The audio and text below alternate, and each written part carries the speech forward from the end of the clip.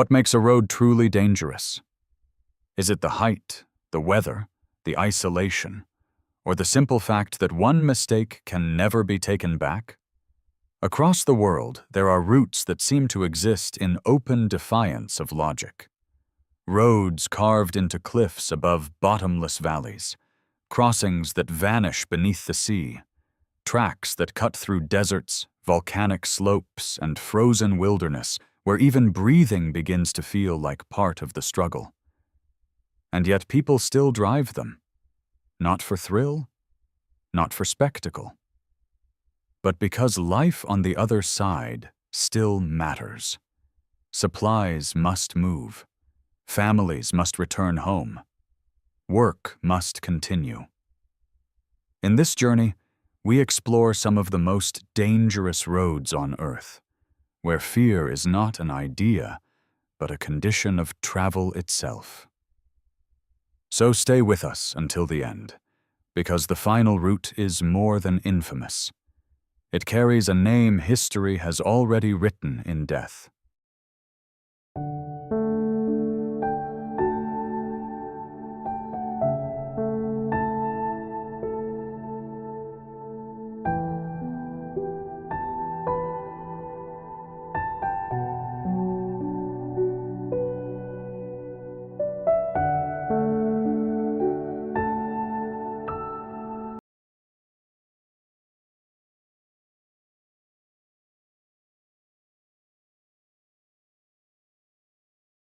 Have you ever heard of a place whose name alone is enough to make people pause? The Road of Death. It sounds exaggerated, almost theatrical, but on this planet there really are routes where every meter feels earned. There are mountain passes suspended between cliffs thousands of meters high, roads that the ocean quietly swallows back within hours, tracks cutting through red deserts under burning heat, and routes that climb so high into the sky that even breathing begins to feel like work. But the real mystery is not only why these roads are dangerous, it is why people keep using them. What makes human beings continue forward when fog, tides, mud, wind, and ravines all seem determined to stop them? And would you keep going if the road ahead demanded more than skill, if it demanded nerve? Stay with this journey to the very end, because the final road does not carry its name for drama. It earned it through history.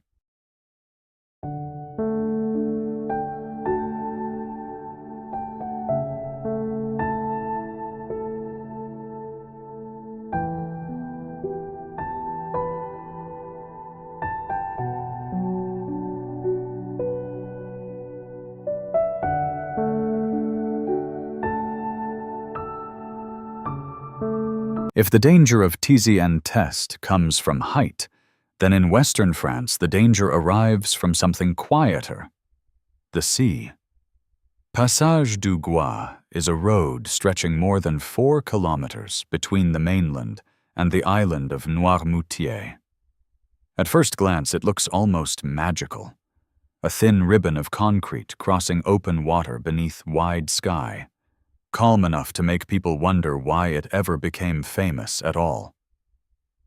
That first impression is the trap, because Passage du Gois exists only temporarily. For a few hours, the road lies exposed and harmless. Then the tide returns. At first, it is only a sheen of water on the surface, almost elegant. Then the level rises faster than many drivers expect. What looked like a peaceful crossing turns into a vanishing route, and within a surprisingly short time, the entire road can disappear beneath the Atlantic. The sea does not rush in with drama. It reclaims the road quietly. That is what makes the place so unnerving. The danger is not explosive. It is measured, calm, predictable only if you respect the timing. Rescue towers stand above the route for exactly this reason. For the drivers who realize too late that they stayed just a little too long. Passage du Gois is beautiful enough to feel unreal. But beauty is what makes its danger so persuasive. Because here, the most unsettling question is not whether the road exists. It is whether it will still be there when you need to leave.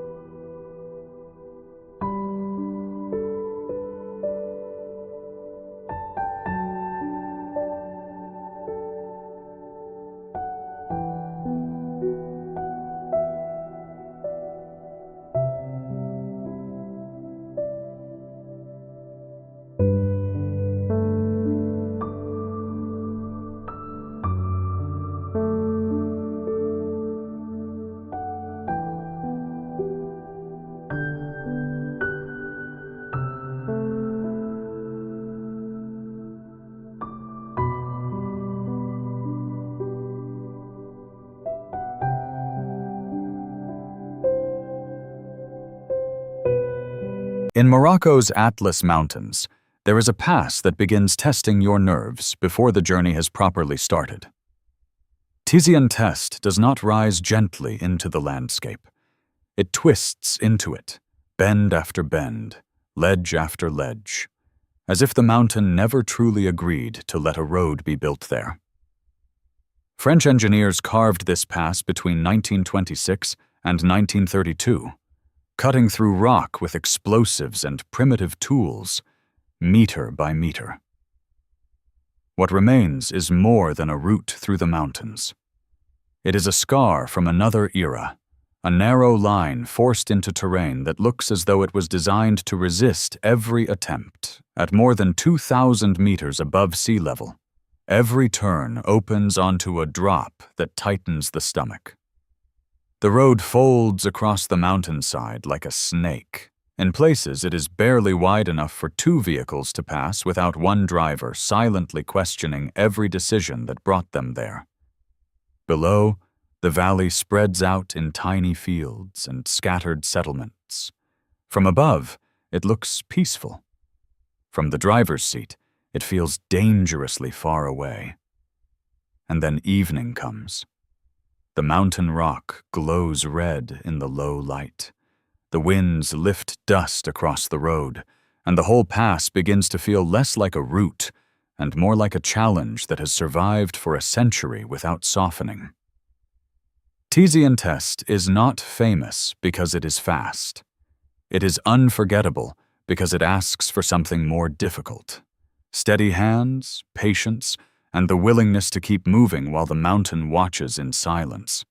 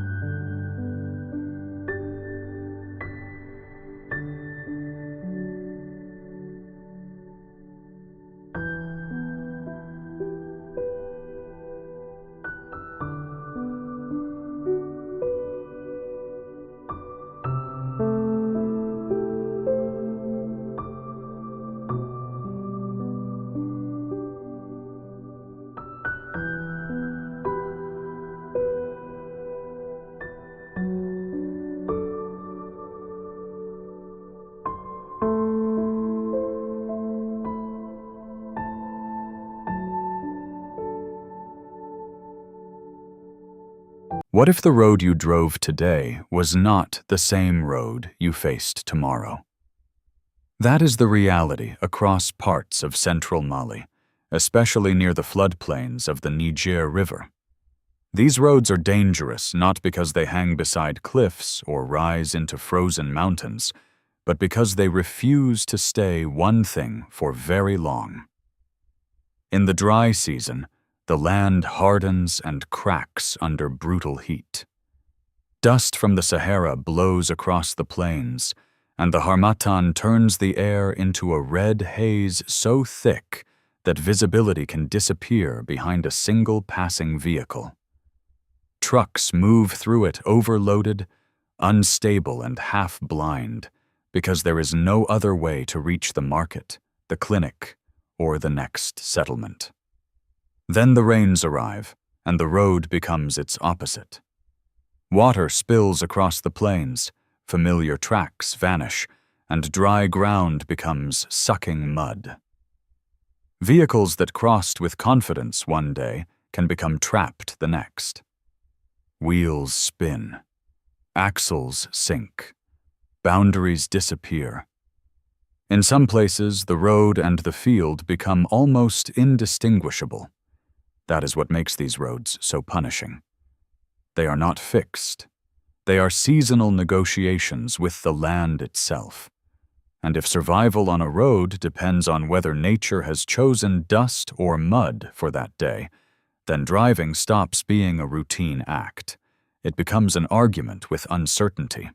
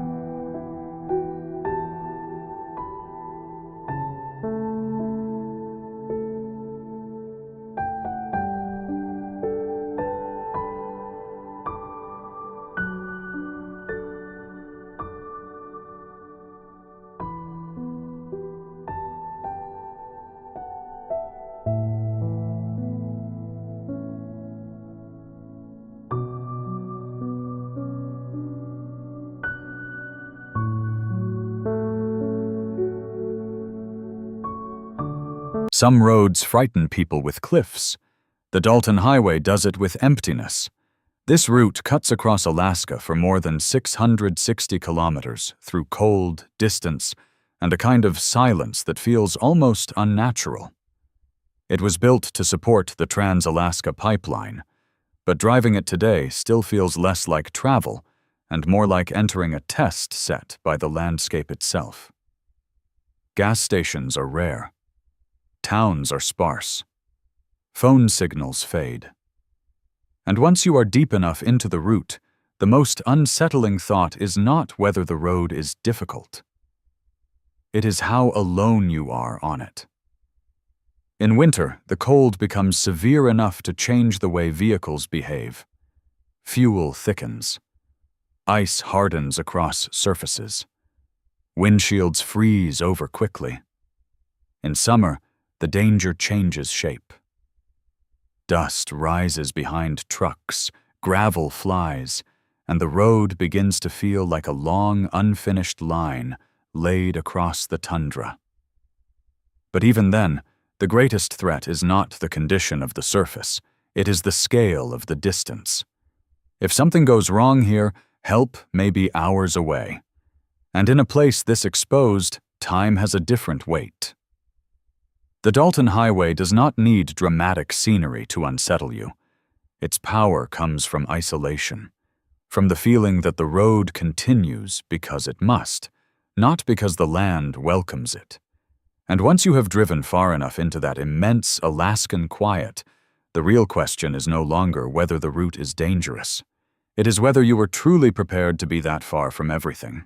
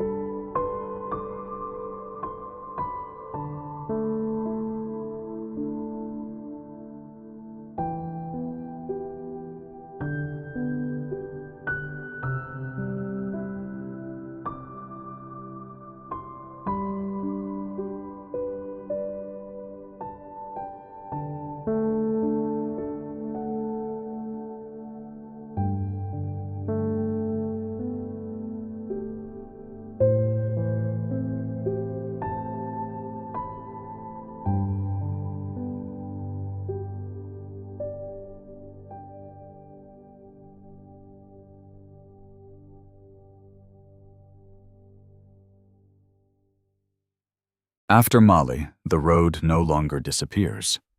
Instead, it climbs, and climbs in a way that feels almost confrontational. The D915 in northeastern Turkey is one of those routes that seems designed to challenge not just skill, but nerve.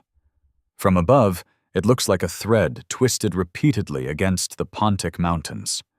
Switchback after switchback rises through cloud and rock, stacked so steeply that the whole road resembles a giant staircase draped across the slope.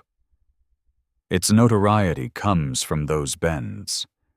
There are 29 of them in close succession, many so tight they feel less like curves and more like sudden decisions. Much of the route has no meaningful protection. In places, two vehicles passing each other must do so with patience, bordering on ritual. Every centimeter matters. Every movement is measured. Built in the early 20th century for military use, the D915 never lost its severity. The road still feels original in the most unsettling sense of the word. Fog can erase the next bend. Rain can loosen the mountain. Small rocks can begin to fall without warning, reminding every driver that the road may exist, but the mountain still controls the terms. There is a strange cruelty in how beautiful it looks from a distance. Because beauty makes you forget, for a moment, what the road is asking from you. And what it asks is simple. Focus, again and again, until the final bend is behind you.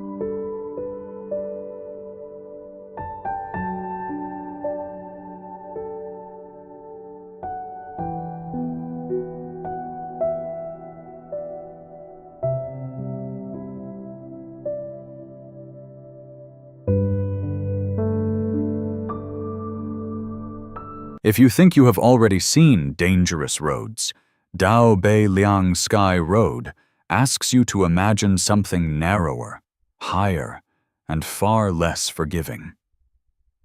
This route in Chongqing is often described as one of the most dangerous in China, and the nickname alone explains why.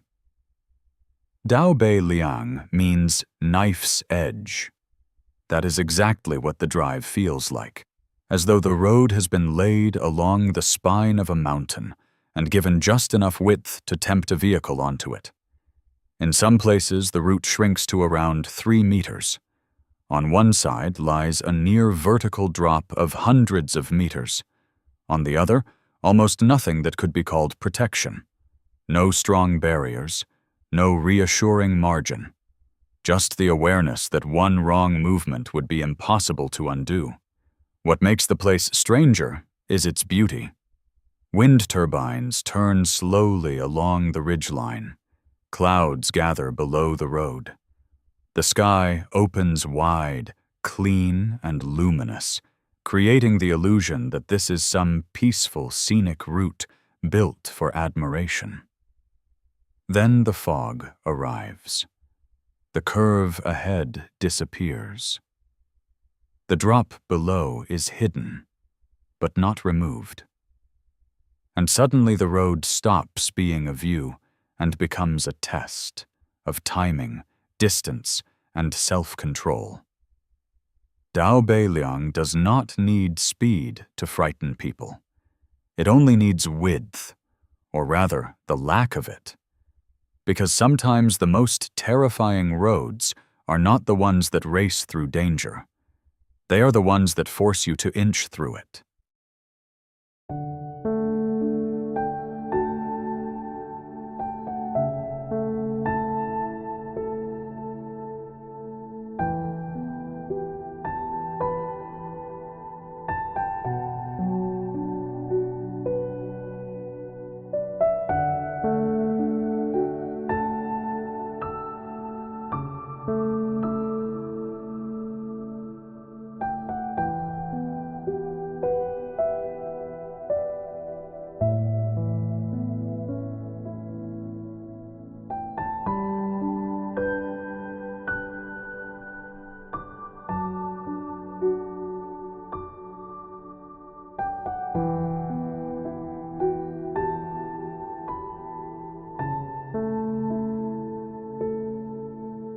Some roads make you ask a very direct question. Who looked at this and decided it was good enough? Fairy Meadows Road in Pakistan earns that reaction almost immediately. Hidden in Gilgit-Baltistan and leading toward the base of Nanga Parbat, it carries a name that sounds soft, almost dreamlike. But the road itself feels anything but gentle. The route is roughly 16 kilometers long, and its most infamous section is carved directly into rock. It is barely wide enough for a jeep. On one side, stone. On the other, open drop. In places, the margin between tire and emptiness feels measured not in meters, but in nerves. And yet the landscape is astonishing. Snow-covered Nanga Parbat catches the light. The valley glows green below. Wind moves through the mountain air with a calm the road itself does not deserve. That contrast is part of what makes the route so unforgettable. It places beauty and danger so close together that your mind has trouble holding both at once. Local drivers know the road by memory. They have to. Because a route this narrow leaves little room for doubt, and almost none for error. Fairy Meadows Road is not terrifying because it is chaotic. It is terrifying because it is precise. One wrong move, one moment of distraction, and the beauty around you stops feeling like a gift and starts feeling like exposure.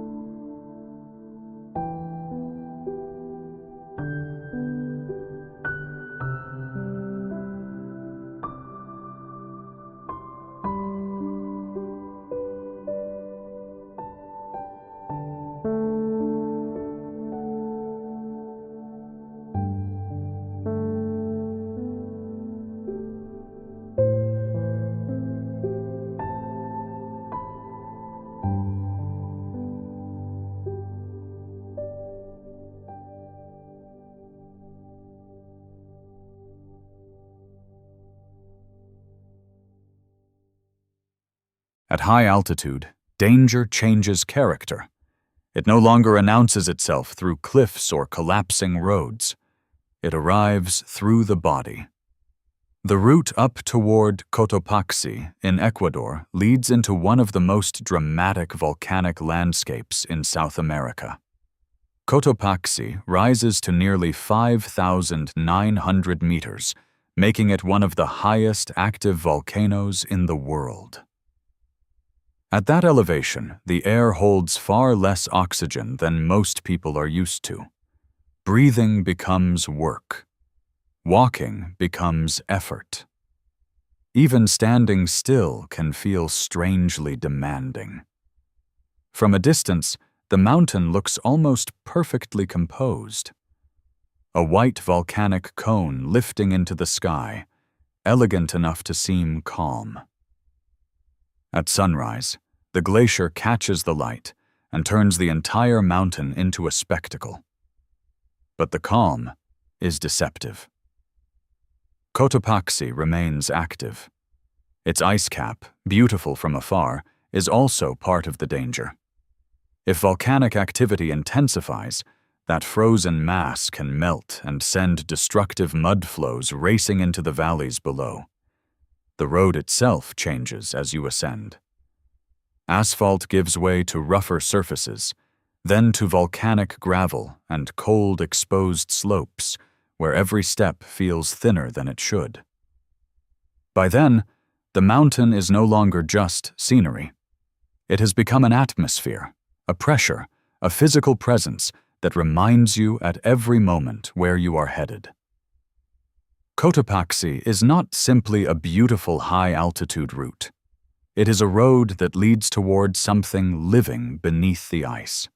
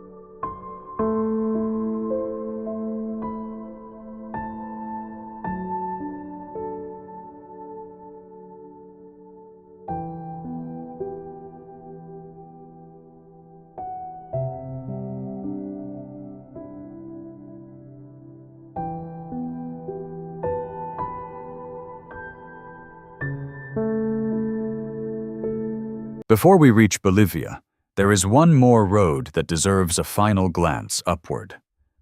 Tianmen Mountain Road in China, often called Dragon Road, coils through 99 turns as it climbs the mountains of Zhangjiajie. From above, it looks almost unreal, like a white ribbon repeatedly folded into the mountain until the mountain itself seemed to obey the road's design. The number of bends is deliberate, symbolic, almost ceremonial. But for the person behind the wheel, symbolism disappears quickly. What remains is repetition, precision, and composure. Every turn asks for control. Every change in weather changes the entire route. When fog arrives, the road loses its shape and becomes something more unnerving. Not a visible path, but a sequence of faith-based decisions through white air. And then comes the final road, Bolivia's death road earned its name honestly. It was not invented for thrill-seekers or dramatic travel posters. It came from a history of narrow passages, heavy fog, waterfalls crossing the surface, falling rock, deep ravines, and fatal mistakes that happened far too often. For years, this route linking La Paz to the Yungas was considered among the most dangerous roads in the world. In many sections, it was barely wide enough for large vehicles, with a rock wall on one side and a drop of hundreds of meters on the other. Drivers stayed to the left to better judge the wheels nearest the edge. Crosses still stand along the roadside as quiet evidence of what that edge once meant. Before a safer highway took much of the pressure away, the road saw a level of risk that shaped its identity permanently. But Death Road is not only about vehicles. It is also about livelihood. Farmers, workers, traders, and drivers moved through this terrain because life demanded it. Crops had to reach market. Animals had to be transported. Work had to continue. In places like this, danger is not always chosen. Sometimes it is simply part of earning a living. And perhaps that is the larger truth behind every road in this journey. From tides and mountain fog to mud, altitude, dust, and cliffside bends, these places reveal something difficult, but deeply human. People keep moving, not because the road becomes safe, but because stopping is not always an option. So now the question turns to you. Of all the roads in this journey, which one stayed with you most? Which one would you never take? And which one, despite everything, would you still want to see for yourself?